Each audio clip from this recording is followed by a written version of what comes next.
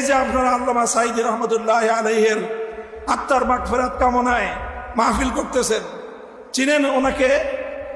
চিনেন আপনারা? কি হিসাবে চিনেন বলেন তো? কি হিসাবে? শুধু কোরআনের পাখি। কোরআনের পাখি এটা সহজ পরিচয়, কোরআনের পাখি সহজ পরিচয়। কিন্তু উনি ইস্তেকামতের সাথে থেকেছেন জীবনের শেষ মুহূর্ত পর্যন্ত, আমাদের জানা মতে এটা হলো কঠিন পরিচয়।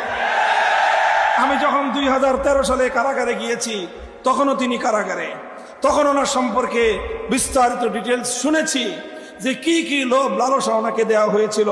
তুমি তোমার পথ ছেড়ে দাও, তোমার জন্য অনেক বড় সম্মান অপেক্ষা করছে, তোমাকে অনেক কিছু দেওয়া হবে, রাষ্ট্রীয় এই দেওয়া হবে, এই সম্মান দেওয়া হবে, এই মর্যাদা দেওয়া হবে, এই দেওয়া হবে।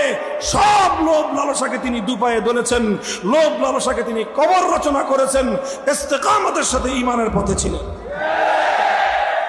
এরপরে দ্বিতীয় বাধা ওনার উপরে এসেছে, যখন দেখেছে সোজা আঙ্গুলে ঘি ওঠে নাই, তখন তার আঙ্গুল বাঁকা করেছে। কতটুকু বাঁকা করেছে? যতটুকু আঙ্গুল শেখ হাসিনারটা বাঁকা হইতে পারে ততটুকুই বাঁকা করেছে।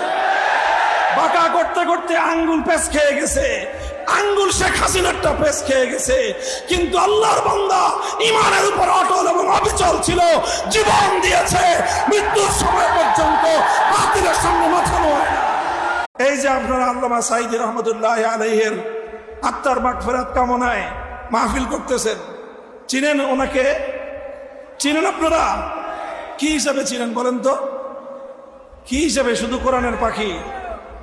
কোরআনের পাখি এটা সহজ পরিচয়, কোরআনের পাখি সহজ পরিচয়।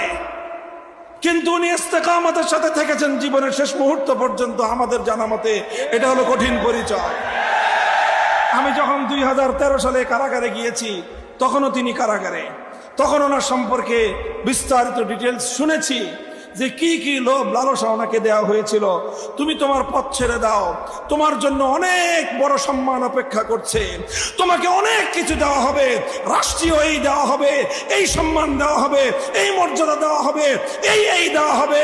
সব লোভ লালসাকে তিনি দুপায়ে দলেছেন, লোভ লালসাকে তিনি কবর রচনা করেছেন, ইস্তেকামতের সাথে ঈমানের পথে ছিলেন। এরপরে দ্বিতীয় বাধা ওনার উপরে এসেছে, যখন দেখেছে সোজা আঙ্গুলে ঘি ওঠে নাই, তখন তার আঙ্গুল বাঁকা করেছে। কতটুকু বাঁকা করেছে? যতটুকু আঙ্গুল শেখ হাসিনারটা বাঁকা হইতে পারে ততটুকুই বাঁকা করেছে। বাঁকা করতে করতে আঙ্গুল পেঁচ খেয়ে গেছে, আঙ্গুল শেখ হাসিনারটা পেঁচ খেয়ে গেছে। কিন্তু আল্লাহর বান্দা ঈমানের উপর অটল এবং অবিচল ছিল, জীবন দিয়েছে, মৃত্যুর সময় পর্যন্ত বাতিলের সামনে মাথা